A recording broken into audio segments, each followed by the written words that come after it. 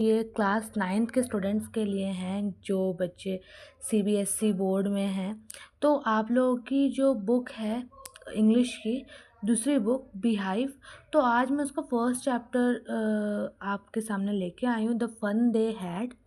तो जैसे कि एबीएस ई लर्निंग में आप देखते आ रहे हैं कि केवल चैनल में हम पहले ओवरव्यू पढ़ते हैं, उसके बाद उसकी एक्सप्लेनेशन लाइन बाय लाइन।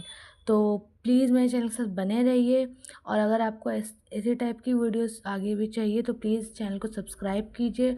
और जो बच्चे यहीं पर ही सुन के छोड़ दे रहे हैं वीडियो को, तो ये आपकी अपनी इच्छा है, और उन बच्चों का नुकसान भी है कि आप लोग पढ़ना नहीं चाह रहे हैं, जो भी आपके रीज़न हो। और जो बने हुए हैं तो उनके लिए मैं पहले ही उनको मैं थैंक्स बोल रही हूँ कि आप लोग बने हुए हैं मेरे साथ। तो चलिए बिना टाइम को वेस्ट करते हुए, बहुत टाइम हो गया था तो मैं आज ये वीडियो लेके आई हूँ। तो हम ओवरव्यू स्टार्ट करते हैं। तो देखिए, द फन दे हैड, इसके जो ऑथर हैं उनका नाम है इसैक एसिमोव। तो ऑथर के नाम पे प्लीज़ ध्यान दीजिए, जो मैं आपको पहले से बोलते आ रही हूँ।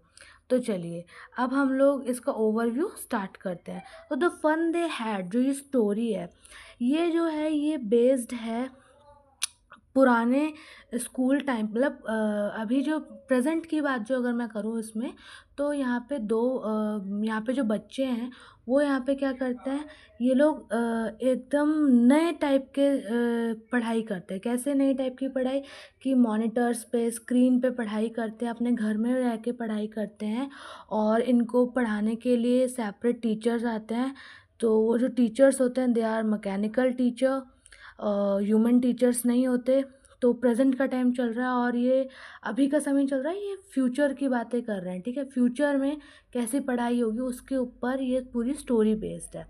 तो यहाँ पे क्या होता है, यहाँ पे आप देख सकते हैं कि यहाँ पे बच्चा बना हुआ है। यहाँ पे ये स्टोरी में क्या है कि बच्चे जो हैं ये फ्यूचर के होते हैं।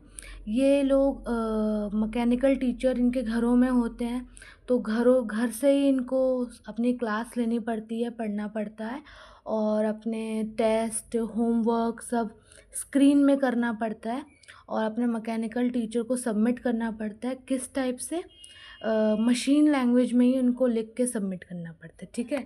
तो स्टार्ट करते हैं बिना टाइम को वेस्ट करते हुए।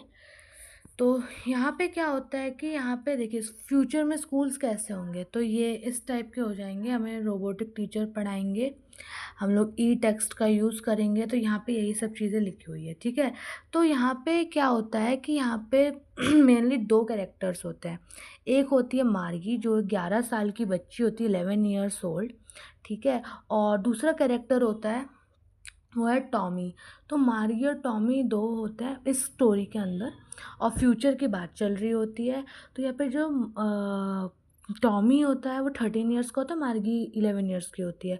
तो यहाँ पे जो बच्ची होती है मार्गी, ये बहुत ज़्यादा फ्रस्ट्रेटेड, गुस्से में होती है अपने मैकेनिकल टीचर से, क्योंकि वो जो है इस टाइप के स्कूल पढ़ाई पसंद नहीं करती जो उनके टाइम पे हो रहा है, ठीक है। वहाँ पर मतलब बच्चों का यही हाल है कि बच्चे टीचर्स को पसंद नहीं करते, और वो पढ़ना नहीं चाह रही, क्योंकि इसलिए पढ़ना नहीं चाह रही क्योंकि वो जो टेस्ट देती थी, तो टेस्ट में उसके मार्क्स जो एक्सपेक्ट कर रही थी वो नहीं आते थे। तो उसको पढ़ाई से उसका मन हट गया था, और हर समय पढ़ाई घर में ही होती थी, तो वो क्लास बंक नहीं कर सकते थे। तो ये सब चीज़ें हो रही थी। वो छुट्टी नहीं ले सकते थे एक भी दिन, केवल सैटरडे और संडे ही ऑफ रहता था। तो यहाँ पे क्या होता है, टॉमी को एक दिन, टॉमी का भी यही हाल था। टॉमी के भी घर में मैकेनिकल टीचर्स होते थे, वो भी पढ़ाई करते। टॉमी और हमारे दोस्त थे। तो एक दिन टॉमी को एक बुक मिलती है, बहुत पुरानी टाइप की एक बुक मिलती है। जैसे अभी हमारे टाइम पे जो बुक्स चल रही वैसे उसको बुक मिलती है, और वो उस बुक को देख के बहुत हैरान हो जाते हैं, कौन, टॉमी भी और मार्गी भी। तो यहाँ पे क्या होता है कि जो मार्गी होती है वो पूछते हैं कि ये पुरानी सी बुक क्यों लेकर आए हो। वो जो बुक होता है उसमें क्या होता है कि बुक में अगर आप देखें तो ये देखिए, ये बुक है, इसमें स्कूल के बारे में लिखा होता है, स्कूल है ना। तो स्कूल के बारे में क्या लिखा होता है, उसमें लिखा होता है द फन दे हैड, ठीक है।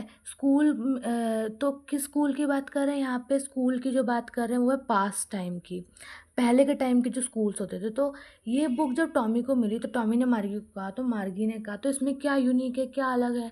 तो टॉमी ने उसको कहा कि अलग है, इसको पढ़ने से ही पता चलेगा। पहले उन दोनों को बहुत हंसी आई, मार्गी को तो बहुत हंसी कि किस टाइप के बुक है, देखो कैसे इसमें तो जो टेक्स्ट हैं ये स्टेशनरी हैं, अपनी जगह पे ही बने हुए हैं, हिल भी नहीं रहे, कैसे लोग पढ़ते होंगे। तो वहाँ हंसी मजाक चल रहा होता है। तो फिर बाद में टॉमी जब पढ़ने लगता है इसको, तो ये लोग क्या पढ़ते हैं कि पहले के टाइम में जो स्कूल्स हुआ करते थे वो कैसे होते थे, एक बिल्डिंग होती थी, उसी में ही सब बच्चों को इकट्ठा होकर जाना होता था सुबह। ठीक है, सब बच्चे अपना यूनिफॉर्म बैग लेके स्कूल जाते थे, बुक्स और नोटबुक्स रखते थे, और उस स्कूल बिल्डिंग्स में केवल एक ह्यूमन टीचर्स आते थे पढ़ाने, ना कि ये मशीनरी मैकेनिकल टीचर्स। तो जब ये दोनों ये सब चीज़ें पढ़ रहे होते हैं ये बुक में, तो बहुत खुश होते हैं। वो लोग सोचते हैं कि कितना अच्छा टाइम था पहले का, कि पहले वो लोग कितना एक दूसरे के साथ फ़न कर पाते होंगे, कितने मज़े से रह पाते होंगे, क्योंकि उनके टाइम पे क्या था, इस टाइप के मैकेनिकल टीचर्स तो नहीं थे। एक्चुअली मार्गी जो थी ना वो मैकेनिकल टीचर से बहुत परेशान थी, क्योंकि उसका टीचर गलत मार्क्स दे रहा था। अब क्या है कि मैकेनिकल टीचर्स में गड़बड़ी भी हो जाती है, क्योंकि इनका कोई फंक्शन सही से काम नहीं कर रहा हो, कोई पार्ट सही से काम नहीं कर रहा हो, तो अगर वो सही से काम नहीं कर रहा होगा तो वो रिज़ल्ट भी गलत देगा।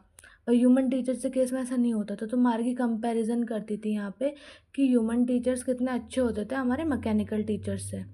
ठीक है, तो यहाँ पे क्या होता है, वो मार्गी कह रही होती है, सोच रही होती है कि यहाँ मैकेनिकल टीचर को ठीक करने के लिए हमें काउंटी इंस्पेक्टर को बुलाना पड़ता है, जो रिपेयरिंग करने वाले होते हैं, और वो रिपेयर करके जाते हैं, उसका लेवल ठीक करके जाते हैं। और वहाँ ह्यूमन टीचर्स वो हमेशा उसी लेवल का ही पढ़ाएंगे जो वो देख सकते हैं कि बच्चे को किस टाइप का समझ में आ रहा है, बच्चे का भी लेवल क्या है, हमें किस टाइप से पढ़ाना चाहिए।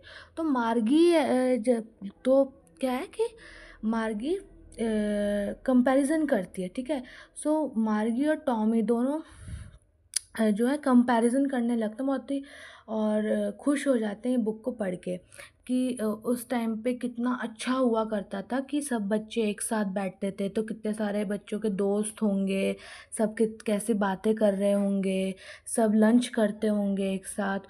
तो वो उस बुक को पढ़ के वो सोच रहे थे कि उस टाइम पे, उस पुराने यानी कि आज के टाइम पे जब जिसमें मैं आप हम सब पढ़ रहे हैं, तो इस टाइम पे कितनी अच्छी सिचुएशन होती थी, तो कितना फ़न होता था। तो इसीलिए स्टोरी का नाम भी है the fun they had. Okay, तो इसमें हमें साफ दिखाई दे रहा है दो कैरेक्टर्स हैं। तो ये जो दो कैरेक्टर्स हैं मार्गी और टॉमी, ये आपको इनका विशेष ध्यान रखना है।